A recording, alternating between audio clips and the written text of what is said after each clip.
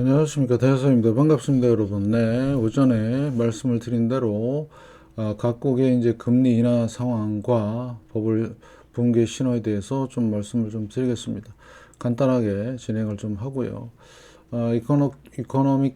트레이딩 이코노믹에서 좀 보면 미국을 비롯해서 이제 일단 우리나라까지 쭉 한번 보겠습니다. 그러면 현재 금리들이 이렇게 쭉 있는데요. 네, 금리 변화가 시장에 어떤 영향을 미쳤는지 좀 보시고, 그 다음에 또 이제 가장 중요하게 보셔야 될 게 물가입니다. 앞으로 물가 상황들도 꼭 챙겨 보시고요. 그러면 우리나라부터 10월 달에 금리를 내렸죠. 3.25%로. 그러면 최대로 보면 여기가 2008년 9월 달이거든요. 그때 금리가 5.25%에서 급격한 내리면서 서프라임이 터졌고요. 그 다음에 2012년 경에도 내렸죠. 이때는 왜 그랬냐? 유럽발 금융 재정 위기, 그 다음에 이때가 팬데믹, 그리고 나서 금리를 올리고 나서 한동안 금리를 유지하다가 지금 내리기 시작했습니다. 자, 금리를 내린다는 얘기는, 네, 한마디로 말씀을 드리면 안 좋다. 그래서 금리를 내린다. 결국엔 뭐죠? 위기가 온다. 이렇게 보시면 되겠습니다. 각 위기 때마다 금리를 내리는 걸 볼 수가 있고요. 미국도 9월 달에 이제 5%로 내렸는데, 그러면 여기도 보면 똑같습니다. 그래서 여기가 팬데믹, 네, 여기가 리먼, 네, 여기가 닷컴 버블, 여기가 대부조합 사태. 네. 그래서 고비 때마다 연준을 비롯한 전 세계 중앙은행들은 뭐다? 금리를 내렸다. 그럼 중국을 보시면 중국은 계속해서 지금 금리를 내리고 있고요. 근데 중국이 좀 심각한 게 뭐냐면 2014년경에 급격히 내렸죠. 중국발 엄청난 위기가 있었고요. 그러다가 또 2019년, 이때가 이제 팬데믹 때죠. 이때도 엄청나게 내렸고, 그리고 나서 유지하다가 2021년, 그 다음에 2023년, 2024년. 왜 계속 내리죠? 안 좋으니까 내리는 겁니다. 그렇게 생각하시면 딱 맞습니다. 그래서 중국 같은 경우는 장기 침체로 지금 가는 거 아닌가 이런 상황이고요. 자, 유럽 ECB 금리입니다. 그러면 유럽 국가들의 거의 비슷한 수준으로 가는데 보시면 네, 똑같죠. 이때가 유럽발 재정 위기 때 엄청 내렸고요. 그 다음에 이때가 서프라임, 네, 이때가 닷컴 버블. 그래서 지금 내리고 있으니까 유럽 경제에 지금 엄청난 적신호가 켜졌다. 그래서 결국엔 금리 인하를 통해서 뭔가 잡아보려고 하지만 경제는 돌이킬 수 없는 상황으로 갔다. 이렇게 판단하시고요. 그러면 소위 말해서 3대 주체인 미국, 중국, 유럽. 중국이 먼저 무너지고 있고요.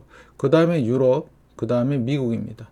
무너지는 순서입니다. 그래서 중국은 장기 디플레이션으로 갈 가능성이 높고, 자, 유럽이 무너지면 네, 전 세계 경제 상황은 진짜 한 치 앞을 내다볼 수 없는 그런 상황이다. 거기다가 이제 미국도 서서히 동참하는 분위기다. 그럼 전 세계적인 디플레이션, 대공황급의 침체가 예상이 되고, 그 다음에 제가 아까도 말씀을 드렸지만, 네, 물가를 보란 얘기는 물가가 안 내려가요. 물가가 안 내려갑니다. 그게 뭐예요? 스태그플레이션입니다. 그래서 지금 최악의 상황으로 가고 있는 게 보이고, 특히 독일 같은 경우는 네, 지금 내려왔지만 잘 보시면 독일도 똑같아요. 유럽 금리랑 똑같지만 네, 중요한 건 뭐라고요? 독일 경제 성장이 지금 마이너스 가고 있습니다. 상당히 안 좋은 거예요. 그래서 소위 말해서 자산시장, 채권이나 증권이나 이런 시장들은 거의 이제 폭락으로 갈 가능성이 있다. 그래서 이따 저녁 라이브 때 여러분들한테 민스키 모먼트에 대해서 다시 한번 말씀을 드리고, 각 국가 지수가 그런 지금 위험 지경에 있다 이렇게 보시고요. 자, 인도를 보시면 인도는 지금 계속 6.5%를 유지하고 있습니다. 언제부터? 네. 2023년 2월부터. 그러면 중요한 거는, 자, 인도도 반응을 해요. 2008년 서프라임 때는 그냥 수직으로 내려오죠. 이렇게. 그 다음에 여기가 닷컴 버블 때 같은데, 닷컴 버블 때도 내려왔고요. 그 다음에 이때 2012년 유럽발 금융 재정 위기, 그러다가 중국발 위기, 그 다음에 이때가 팬데믹. 네, 그래서 4% 유지했죠. 그러면 지금 현재 고금리 유지하고 증시가 유지되는 것처럼 보이지만 인도도 마찬가지예요. 조만간 인도가 시작을 하면 진짜 실제로 무서운 게 시작이 됐다 이렇게 보시면 될 것 같고요.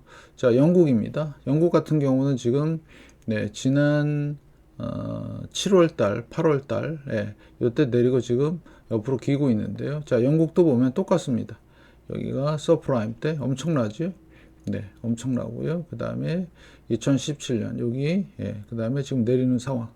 그래서 영국과 미국과 비슷하긴 하지만 이렇게 보시면 되겠고, 자, 프랑스 같은 경우도 독일과 되게 비슷합니다. 그죠? 네, 같이 움직인다 이렇게 보시면 될 것 같고, 자, 이탈리아는 미리 선제적으로 계속 내리고 있었네요. 3.4%. 예, 자, 비슷한 흐름. 예, 유럽 국가들은 이런 상황인데 부채 상황도 만만치가 않죠. 그런데 브라질 같은 경우는 네, 자 보시면 예, 지금 올렸다가 지금 내리는 와중에 살짝 멈추고 있는 상황입니다. 조절하는 것 같지만 똑같습니다. 예, 브라질도 여기 2012년, 11년, 그다음에 여기 리먼, 네, 똑같죠. 그래서 전 세계적인 어떤 경제 위기나 그다음에 금융 위기 이런 것들은 거의 동조가 돼요. 금리 인하 시기에 다 옵니다. 큰 사건이 터지면. 우리 이걸로 이제 증명할 수가 있고요. 그래서 금리 인하는 결코 좋은 사인이 아니다. 캐나다도 마찬가지예요. 똑같습니다.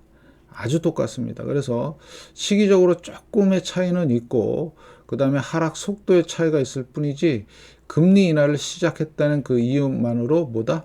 예, 대침체나 아니면 금융위기급의 일이 터질 것 같다. 증명하잖아요. 지금 몇 개 국가입니까? 13개 국가죠. 근데 러시아를 잘 보시면, 자, 러시아는 특이하게 행동을 했죠. 자, 얘도 마찬가지예요. 2015년경 중국발 위기 때 한번 내려왔고요. 2008년 서프라임 때도 같이 동조를 했었습니다. 그 다음에 이때 팬데믹 때도 내려왔고, 그 다음에 갑자기 금리를 올리는 이유는 우크라이나 전쟁으로 인한 네, 미국의 그 달러 그 결제 시스템에서 제외하는 바람에 이런 현상을 보이는 겁니다. 예. 그래서 따로 브릭스라고 하는 어마무시한 지금 체제가 출범하기 앞두고 있고요. 자, 그 다음에 멕시코를 보시면 멕시코도 지금 금리를 내리고 있죠. 네. 전 세계적인 공통 현상은 금리를 내리는 쪽이다. 마찬가지 2008년 서프라임, 그 다음에 여기 팬데믹, 그 다음에 2013년경 여기. 네. 그래서 지금은 금리 인하에 다 접어들었는데 다 위기를 감지하고 전 세계 중앙은행은 네, 거기에 대응하기에 지금 바쁘다. 이렇게 보시면 될 것 같고요. 그 다음에 호주 같은 경우는 지금 동결하고 있죠. 4.35. 네, 근데 얘도 마찬가지예요. 네, 2008년 서프라임 때도 보면 예, 내렸죠. 그 다음에 2011년 유럽이 파탄 날 때 이렇게 내렸고, 근데 조만간 얘도 이제 진행될 걸로 버티고 있는 겁니다. 그러니까 금리를 버티고 있는 나라들, 인도라든가 호주라든가 증시가 고점이에요. 아직까지 돈이 안 빠져나가고 있습니다. 그런데 문제는 유럽이죠. 금리를 내리는데도 불구하고 증시가 버티는 거 보니까. 그 다음에 이제 일본을 보시면 일본은 금리가 올라가요.